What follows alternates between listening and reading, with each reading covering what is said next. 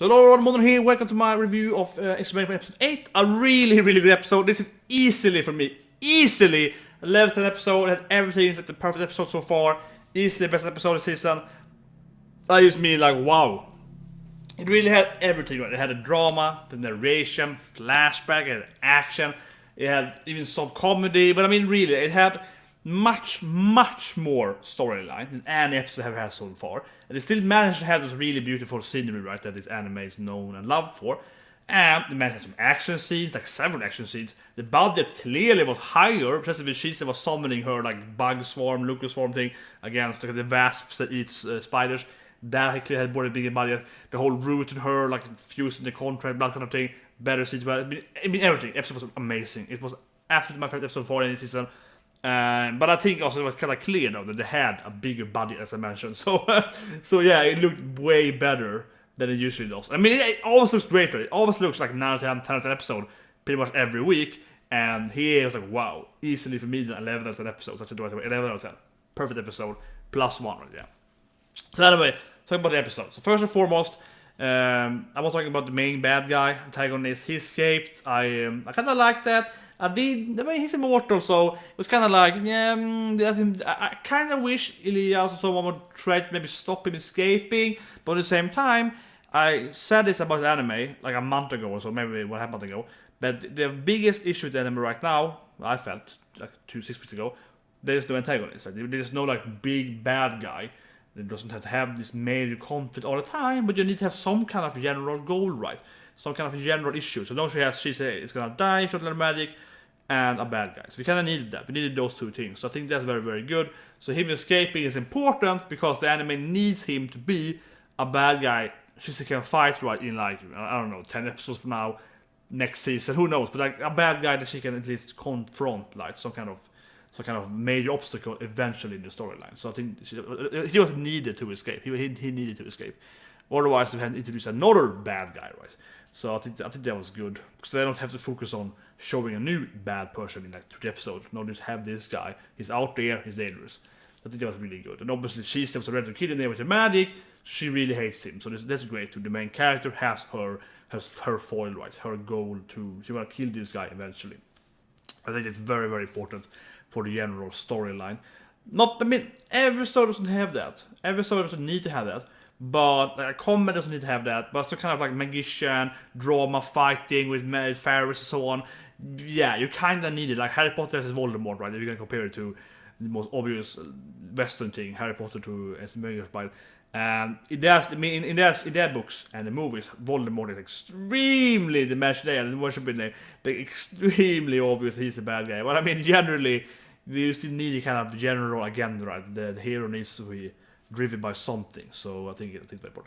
So anyway, I mean, I just generally like that. The only thing I actually didn't like in the episode is that he zombified Isabel, sister to Ruth, which was very predictable for that matter. But who cares? I mean, I saw the preview last week, so I knew it would happen. But I think maybe that's in the better manga. Leave a comment below if you read the manga. I haven't read the manga. I'm doing pure anime, right? Anime watcher because it's show. So I don't know, but it felt that lacked a scene. I liked how I liked it when Ruth killed her and so on. It was a very good scene. But there's one only thing I didn't like the episode was that it kind of felt a little shallow. How he's like, I zombified your sister.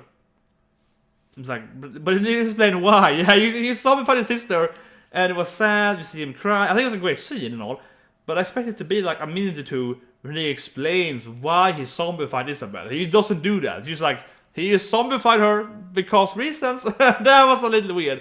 That's the only thing I was like wondering about. Maybe that's better explained in the manga. That's what I'm thinking of, because obviously the anime usually cuts corners every now and then, right, to shorten out. It's like, it's a little weird here. It feels like it needs like 1 or 2 pages explaining why she was his zombie for some reason. Because before I watched the episode, I thought she was gonna be a dog as well, as with Ruth, like a dog human thing.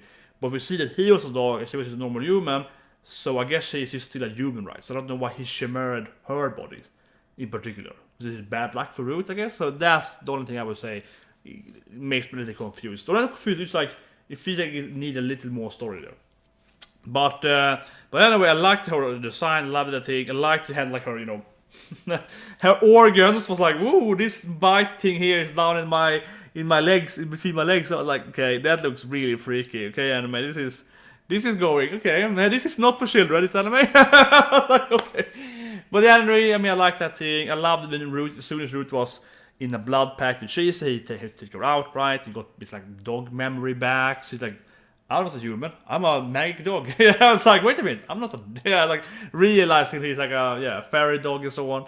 And he just took her out. That was really good, and his whole reaction, very good scenes. But yeah, talking about that thing, I think that's a great scene as well. It's also especially very nice scenery again in anime. I think they had 3 really good moments in anime because of the amazing art of this anime, right? Ancient Magus Bride. First I had Cheesy being angry, which was like a very interesting scene here.